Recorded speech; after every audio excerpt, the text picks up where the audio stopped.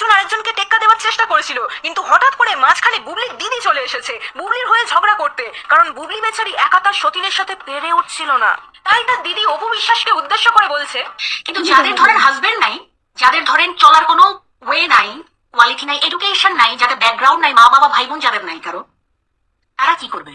কথায় কথায় এরা অপুর পারিবারিক শিক্ষা নিয়ে প্রশ্ন তোলে। এটা যার যার নিজেদের পারিবারিক শিক্ষা।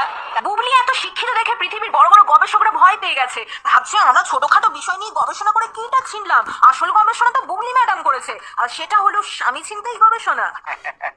যাই হোক, বুবলির দিদি কি যেন বলছিল, যাদের ধরেন চলার কোনো ওয়ে নাই, কোয়ালিটি নাই, এডুকেশন নাই, ওরে আমার এডুকেটেড নারী রে, তো এডুকেশনটা যদি আপনাদের কাছে এতটা ইম্পর্টেন্ট হয়ে থাকে, তাহলে শাকিব খানকে নিজেদের বাড়ি জামাই কেন বানালেন? শুনেছি শাকিব খান তো বুবলির থেকে কম এডুকেটেড, তাহলে বুবলি বেছে বেছে শাকিব খানকে কেন বিয়ে করলো?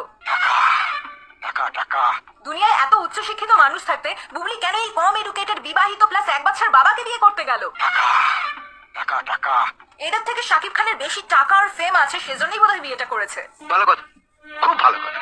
এখন নিজের সতীনকে বারবার অশিক্ষিত বলে অপমান করে কি লাভ? সেই তো এডুকেশন টাকার কাছে বারবার হেরে যায়। কোনো মানুষ বিবাহিত এক বাচ্চার বাবা কম এডুকেটেড হলে ক্ষতি নেই, শুধু পকেট ভর্তি মাল্লু হলেই হবে। কলিযুগ, কলিযুগ।